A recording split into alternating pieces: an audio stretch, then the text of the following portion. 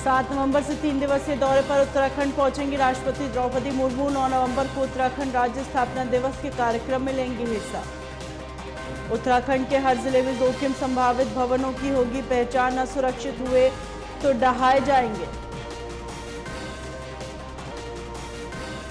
ऋषिकेश में 3 दिवसीय the Beatles the Ganga festival का आगाज। सीएम पुष्कर सिंह धामी ने किया उद्घाटन। पूर्व मुख्यमंत्री हरीश रावत को सीबीआई स्टिंग मामले में समान अस्पताल में भर्ती। हरीश रावत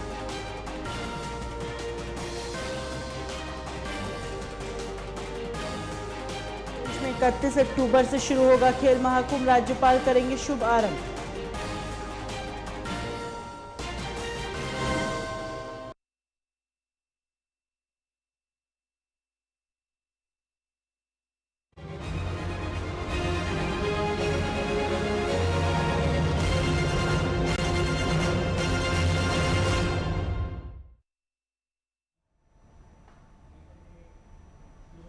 नमस्कार, स्वागत है आपका। आप देख रहे हैं उत्तराखंड लाइव। मैं हूं आपके साथ हिना।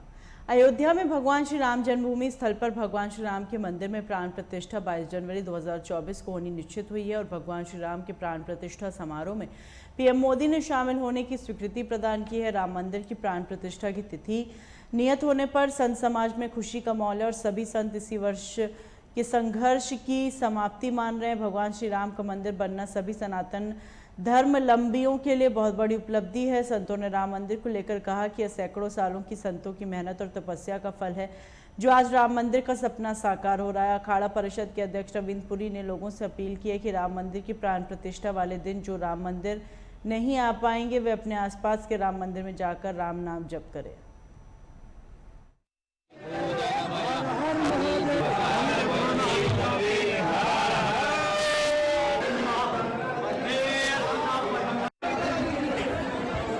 देखिए, बहुत खुशी का अवसर है। आपने देखा होगा जो हमारी विरोधी पार्टियां हैं उन्होंने हमेशा राम का विरोध किया और हमारे माननीय प्रधानमंत्री जी ने पहले लोग कहते थे राम मंदिर कब बनाएगा, तारीख कब बताएंगे, अब वो सब हो गया। अभी जो है 22 जनवरी को जो है राम मंदिर का जो प्राण प्रतिष्ठा होनी है, उसी के लिए सभी जितने भी संत महात्मा है हमने एक अलग नियम बनाया है। जो अयोध्या में जाएंगे वो तो वहाँ जाएंगे ही, सरकार उनको बुलाइए, सब उनको बुलाएंगे, परंतु जो अयोध्या में नहीं जाएंगे वो जितने भी राम मंदिर है, पूरे भारत में जितने राम मंदिर है, सभी साधु संत वहाँ राम मंदिर में जो भगवान राम का आयोजन करेंगे। आप जा रहे हैं अयोध्या? नहीं, देखिए अभी जो भी समय है, अभी बहुत टाइम है, अभी जब जाएंगे तब आपको बता देंगे। इससे बढ़कर के मैं समझती हूँ कि हम सब भारतवासियों के लिए, हिंदू समाज के लिए और संपूर्ण देश के लिए, जहाँ पर भी सनातन धर्मावलंबी हैं, इससे बढ़कर के और कोई प्रसन्नता का विषय नहीं हो सकता है कि हमारे आराध्य इष्ट भगवान श्री राम को एक भव्य स्थान मिल रहा है जिस पर वो विराजमान होंगे। और हम सब हमारे पीढ़ियों से ही हमारे संतों की बहुत इसके पीछे भावना रही है, उनका बलिदान रहा है कि किसी तरह से भी राम का दिव्य स्थान बने और उनको इस देश में राम जन्मभूमि के संघर्ष के साथ बहुत से लोग जुड़े रहे, बहुतों ने अपने प्राणों की आहुति दी। सबके पीछे एक ही निष्ठा थी, एक ही उद्देश्य था कि भगवान राम का भव्य मंदिर बने, स्थान बने। आज वो सुघड़ी सुदिन आया है, तो बहुत ही हर्ष है, उल्लास है, उमंग है। और ये राम के मंदिर का नहीं है, एक राम के अस्तित्व की लड़ाई थी। और हम सब लोग राम हमारे आराध्य देव हैं, इतना ही नहीं है कि राम हमारे संपूर्ण मानव जाति के लिए एक बहुत बड़ा आदर्श है। मनुष्यत्व का जो आदर्श दिया उन्होंने हमें, मर्यादा पुरुषोत्तम राम, मानवीय जीवन का जो जीवन जीने का उन्होंने आचरण करके हमें सिखाया है। रामचरितमानस जीवन दर्शन है, हमें जीवन कैसे जीना है, जीने की क्या पद्धति होनी चाहिए, उसका उन्होंने हमें मार्गदर्शन किया। तो आज हमारे लिए बहुत खुशी की बात होगी कि ये दिन, ये मुहूर्त निकला है, सुन कर के ही आह्लादित आनंदित हो रहे हैं।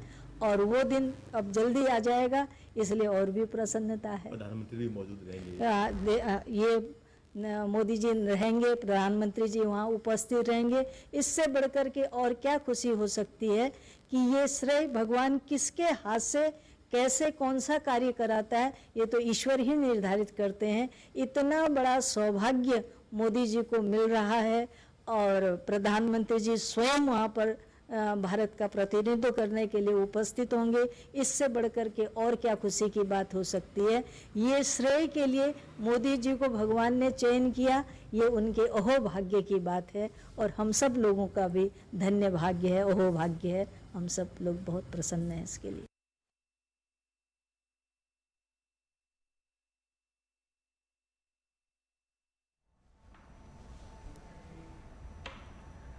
लोकसभा चुनाव 2024 के लिए कांग्रेस और बीजेपी दोनों ही अपनी तैयारी में जुट गए हैं। दोनों पार्टियां अपने अपने रणनीतिक और संगठनात्मक कार्यक्रमों पर काम कर रही हैं।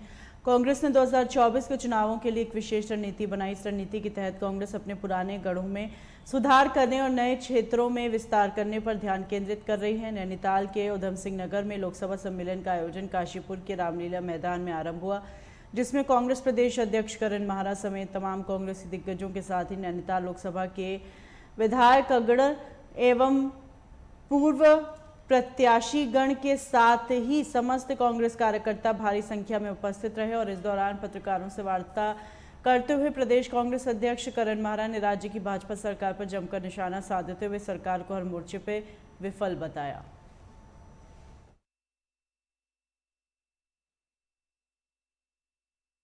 जो पन्ना प्रमुख और इनके जो शक्ति केंद्र हैं उनको हम मुकाबला बेहतर ढंग से कर पाएंगे। और हमने बागेश्वर में इसको छोटे एक लेवल पर करके देखा था, उसका असर हमें दिखाई दिया है। जो ये सम्मेलन बुलाया है आदरणीय हमारे चौहान साहब ने, ये कार्यकर्ताओं को बूस्टअप की पहली डोज के रूप में मैं इसको देख रहा हूँ।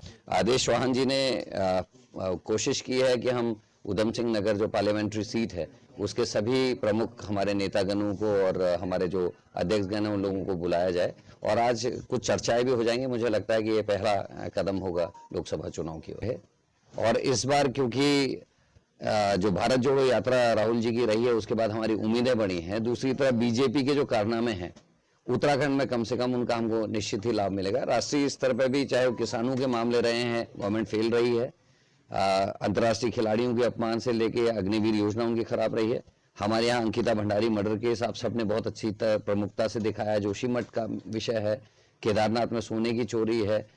3 केसेस लगातार ऐसे हो गए हैं जिनको हाई कोर्ट के इंटरवीन करने के बाद सरकार को सीबीआई जांच बैठानी पड़ी है। चाहे वो हरिद्वार का पार्किंग का मैटर है, चाहे वो कॉर्बेट के अंदर पेड़ों के कटान का मामला है, और अभी कल ही जो है जो हमारा हॉर्टिकल्चर डिपार्टमेंट है उससे संबंधित एक बहुत बड़ा मामला है जो उजागर कर गया। सरकार बैकफुट पे है और कांग्रेस को निश्चित इसका लाभ मिलेगा। पर्वतीय क्षेत्रों में खासकर अग्निवीर योजना को लेकर बहुत नाराजी है और उसका भी निश्चित ही कांग्रेस को लाभ मिलेगा। अंकिता भंडारी केस, पटवारी पेपर लीक, SSS भर्ती घोटाला, यूपीएससी भर्ती घोटाला, ये सारे ऐसे प्रकरण हैं जिससे बीजेपी की छवि खराब हुई है, खनन से इत्यादि से। उसको ढकने के लिए एक चादर सी डाली जा रही है कि हम इन्वेस्टमेंट ला रहे हैं, जब 1 महीने तक आपकी सड़कें टूटी रह रही हैं, बिजली 24 घंटे आप दे नहीं पा रहे हैं, लॉ एंड ऑर्डर इतना खराब है कि आपके घर में आपकी बेटी मार दी जाती है, उसके सबूत खुद सरकार हटाती है।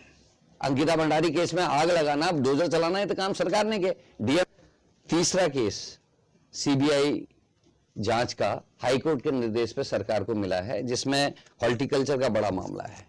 और हम गणेश जोशी जी से उनके इस्तीफे की बात करते हैं, आप सबके संज्ञान में है।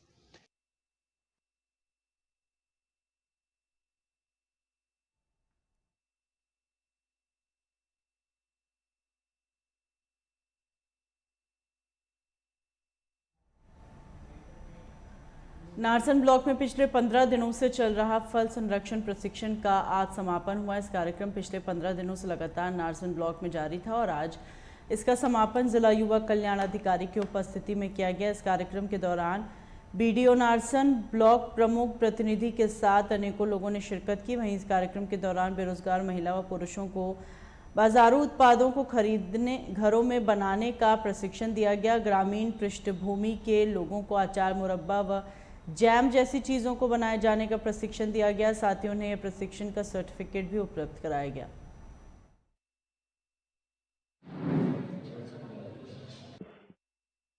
प्रधानमंत्री जी और माननीय पुष्कर सिंह धामी हमारे मुख्यमंत्री हैं, उनका जो मेन उद्देश्य है कि अंतिम छोर पर बैठा हुआ जो भी आदमी है उसे हर योजना का लाभ मिले, उसी का एक उदाहरण आप लोगों के सामने है।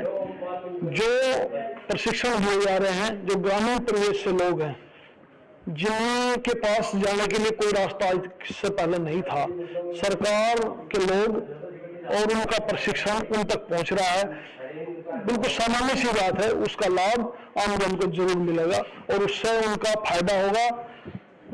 वो लोग अगर उनके मन में इच्छा हो और कार्य करने की ललक अगर पैदा कर लें तो बिजनेस उनका चरम ऊंचाइयों तक पहुंचेगा, ऐसा मेरा विश्वास है। भविष्य में भी ऐसी योजनाएं सरकार द्वारा चलाई जाएंगी और वह समय समय पर आम जन तक पहुंचाने का जो प्रयास हमारे जिला युवा कल्याण अधिकारी यहाँ कर रहे हैं, हमारे क्षेत्रीय कल्याण अधिकारी यहाँ कर रहे हैं, और इनके माध्यम से हम हर गांव और हर वो जो प्रशिक्षण लेना चाहता है, जो उसका लाभ लेना चाहता है, उस तक हम पहुंचेंगे और उसका लाभ सीधा सीधा आम जन को मिलेगा।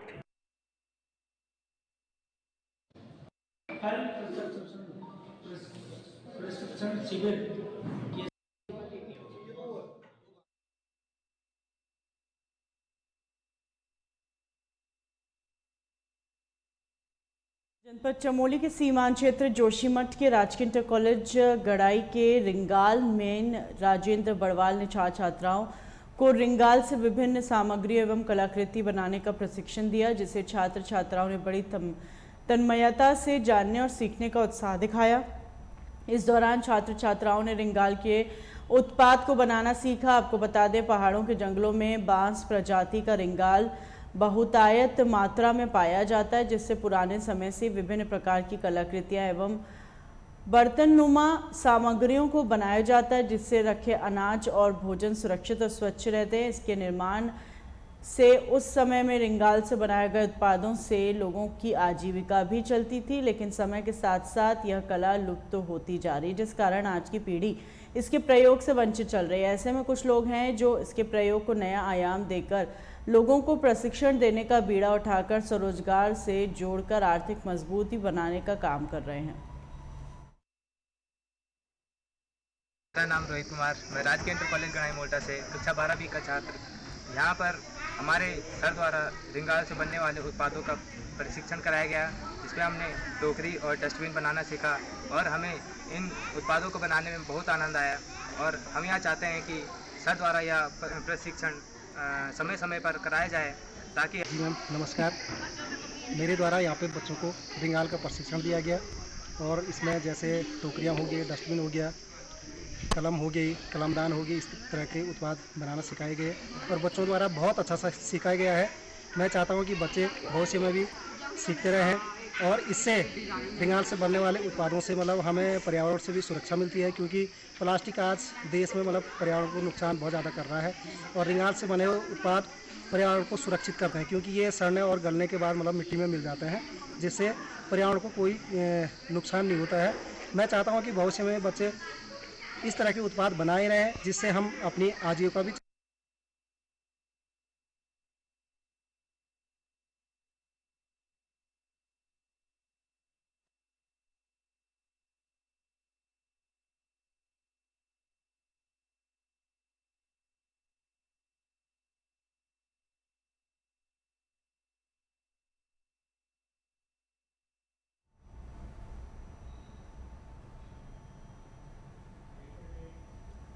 सहकारी गन्ना विकास समिति लिमिटेड मंगलौर के अध्यक्ष प्रतिनिधि और संचालक सुशील राठी ने ज्येष्ठ गन्ना विकास निरीक्षक गौतम नेगी व अधिकारियों को साथ लेकर उत्तम चीनी मिल लिब्बरहेड़ी के गन्ना यार्ड का निरीक्षण किया। मिल यार्ड अभी तक पूर्ण रूप से सही न कराए जाने पर उन्होंने नाराजगी व्यक्त करते हुए वहां उपस्थित मिले अधिकारियों को पेरोई सत्र शुरू होने के पूर्व यार्ड को पूर्ण रूप से ठीक कराए जाने के निर्देश दिए और कहा कि गन्ना लेकर आने वाले गन्ना किसानों किसी प्रकार कोई असुविधा नहीं होनी चाहिए। यार्ड में खराब पड़े शौचालय तुरंत ठीक कराए जाए, पानी की शुद्ध पानी एवं साफ और स्वच्छ कैंटीन की व्यवस्था की जाए तथा मिल चलने पर यार्ड में साफ सफाई का विशेष प्रबंध किया जाए।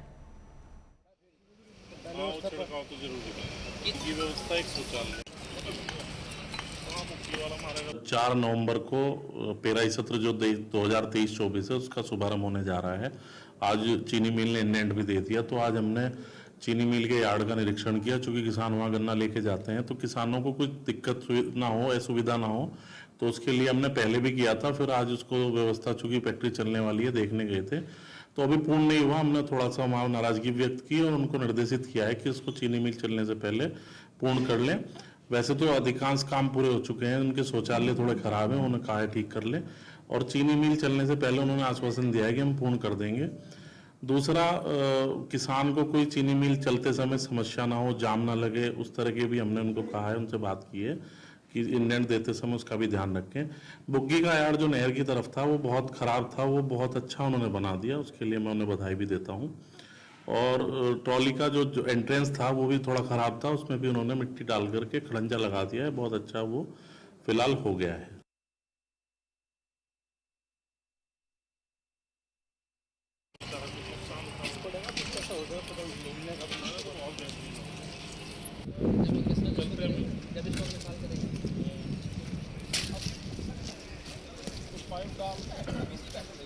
टैंकर लगाना पड़ा, फिर छिड़काव तो जरूरी है, की व्यवस्था एक शौचालय मुक्ति वाला मारेगा बेचारा, कुछ नुकसान उठाना पड़ेगा, कुछ कैसा हो जाएगा तो घूमने का बनाना तो बहुत बेहतरीन चलते हैं।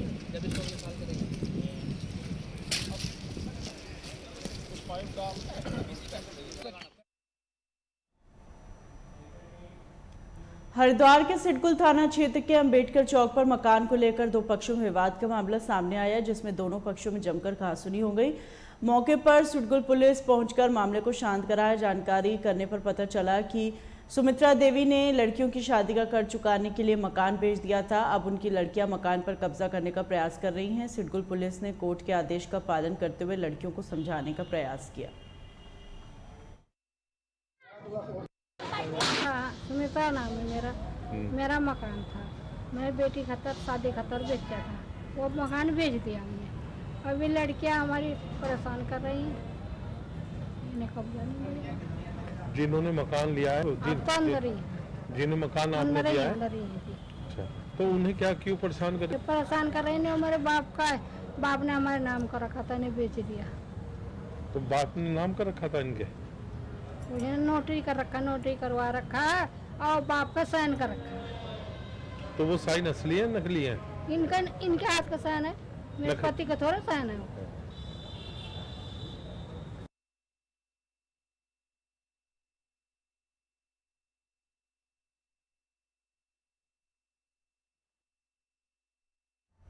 अमृत कलश यात्रा उन राष्ट्रीय नायकों को श्रद्धांजलि के रूप में कार्य करती है जिन्होंने अपना जीवन राष्ट्र के लिए समर्पित कर दिया हो। मेरी माटी मेरा देश अभियान भारतीय सेना के उन सैनिकों को श्रद्धांजलि है जिन्होंने अपने देश के लिए अपने प्राणों का बलिदान दिया। और इससे पहले अभियान के तहत पहले दिन 9 अगस्त को अमर शहीदों को याद में जिले में कई कार्यक्रम आयोजित किए गए। इन विभूतियों की स्मृति में जिले के गाँव में विशेष शिलालेख लगाए गए और इस अभियान के तहत अमृत कलश यात्रा भी आयोजित की जाएगी। अमृत कलश यात्रा देश के कोने कोने से 7500 कलशों में मिट्टी लेकर देश की राजधानी दिल्ली पहुंचेंगे। 7500 कलशों में आने वाली मिट्टी और पौधों को मिलाकर राष्ट्रीय युद्ध स्मारक के पास अमृत वाटिका बनाई जाएगी।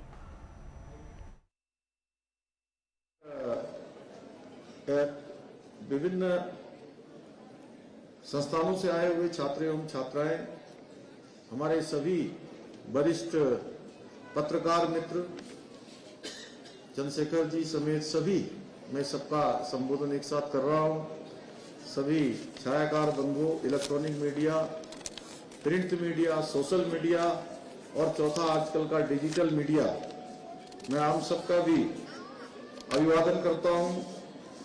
सबसे पहले तो मैं अमृत कलश यात्रा कार्यक्रम में जो हमारे स्वतंत्रता संग्राम सेनानियों एवं मां भारती के लिए अपना सर्वोच्च बलिदान देने वाले सभी वीर सैनिकों को, उनके सभी परिजनों को अपनी ओर से सभी का मैं भावपूर्ण स्मरण करता हूं। और यहां पर उपस्थित होने पर सभी हमारे वीर जवानों का और उनके परिजनों का अपनी ओर से दोनों हाथ जोड़कर, सर झुकाकर उन सबको प्रणाम भी करता हूं, नमन करता हूं। आप सबका मैं अभिनंदन करता हूं। आइए आज के इस अवसर पर हम सभी राष्ट्र के लिए अपना जीवन निछावर करने वाले सभी वीर बलिदानियों को, जिन्होंने अपनी शहादत दी है, अपने प्राणों का बलिदान किया है, उन सबका नमन करें, उन सबका स्मरण करें। भाइयों बहनों, हमारे देश के यशस्वी प्रधानमंत्री आदरणीय नरेंद्र मोदी जी के दूरदर्शी नेतृत्व में ये मेरी माटी मेरा देश अभियान के तहत उन वीरों को वंदना करने का, उन सबका स्मरण करने का हम सबको अवसर प्राप्त हुआ है, जिन्होंने देश की माटी के खातिर अपने प्राणों का बलिदान दिया है, अपने प्राणों की आहुति दी है, और प्राणों की आहुति भी हंसते हंसते दी है। जिस प्रकार आज तक देश के अंदर जितने भी अभियान चले हैं, हमने आदरणीय प्रधानमंत्री मोदी जी द्वारा प्रारंभ किए गए प्रत्येक अभियान में संपूर्ण रूप से अपना सहयोग दिया है। उसी प्रकार हमने मेरी माटी मेरा देश महाअभियान में भी अपनी संपूर्ण भागीदारी सुनिश्चित की है। यहाँ पर मैं एक बात कहना चाहता हूं, जहां हमारे सेना के लोग हैं, आईटीबीपी के लोग हैं, एसएसबी के लोग हैं, वहीं अभी हमारी सांसद महोदया मुझसे कह रही थी कि मातृशक्ति की जो संख्या है, यहाँ पर सबको अगर छोड़ दिया जाए तो इस कार्यक्रम में 80% मातृशक्ति की संख्या है। मैं उन सबको विशेष रूप से मैं नमन करना चाहता हूं। आज अमृत कलश यात्रा में देवभूमि के सुदूरवर्ती क्षेत्रों से और 95 विकास खंडों, 101 नगर निकायों से तथा 192 तथा नेहरू युवा केंद्रों से 166 स्वयंसेवक और हमारे आईटीबीपी के और एसएसबी के लोग यहाँ का प्रतिनिधित्व करेंगे। यह कलश यात्रा अमर शहीदों के त्याग एवं बलिदान को हमारे मस्तिष्क में चिरस्थायी रखने के उद्देश्य से संपूर्ण देश भर के अंदर मेरी माटी मेरा देश महाअभियान के अंतर्गत चलाई जा रही है। इसके पीछे हेतु है कि जहां हम अपने उन अमर बलिदानियों का स्मरण करें, वहीं जो हमारी आने वाली पीढ़ी है, वह पीढ़ी भी एक विरासत के तहत उन सभी का स्मरण करे जिन्होंने देश के लिए अपने प्राणों का बलिदान किया है। इस यात्रा के तहत अमर शहीदों की तपोभूमि की मिट्टी को अमृत कलश यात्रा में दिल्ली में जो अमृत कलश है, उसमें दिल्ली में राष्ट्रीय शहीद स्मारक तक पहुंचाया जा रहा है। अमृत कलश यात्रा के तहत पूरे देश भर से हमारे प्रधानमंत्री आदरणीय मोदी जी के आह्वान पर 7500 कलशों में आने वाली मिट्टी और पौधों को मिलाकर राष्ट्रीय युद्ध स्मारक के पास अमृत वाटिका का निर्माण किया जाएगा, अमृत वाटिका बनाई जाएगी। मुझे पूरा विश्वास है कि आदरणीय प्रधानमंत्री मोदी जी के नेतृत्व में अमृत वाटिका उनके द्वारा दिए गए एक भारत श्रेष्ठ भारत के संकल्प को पूरी तरह से पूर्ण करने में निश्चित रूप से सहायक होगी। भाइयों बहनों, मैं आज के इस अवसर पर यह भी कहना चाहता हूं कि एक राष्ट्र तभी महान बनता है जब उसके नागरिकों के मन में अपने देश के प्रति, अपनी संस्कृति के और अपनी परंपरा और जो उनकी सामर्थ्य है, उस सामर्थ्य पर सभी को पूरा विश्वास होता है और गर्व का भी भाव होता है। आज हमारे प्रधानमंत्री आदरणीय मोदी जी के नेतृत्व वाली सरकार हर देशवासी के मन में, हर भारतीय के मन में यह विश्वास एवं गर्व का भाव उत्पन्न करने का काम, उसको प्रेरित करने का काम आज पूरे 140 करोड़ भारतीयों के मन में लगातार एक गौरव की अनुभूति पैदा करने का काम हो रहा है। भाइयों बहनों, हमारी देवभूमि वीरों की भूमि है, बलिदानियों की भूमि है और यह बात हमारे सैनिकों ने, हमारे वीर बलिदानियों ने आज तक जितने भी युद्ध हुए देश की आजादी के बाद के हैं या उससे पहले के हो, हमेशा उन्होंने अपनी वीरता को सिद्ध किया है।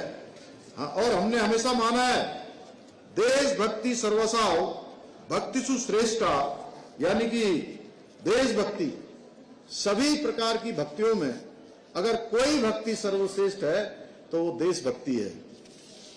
मैं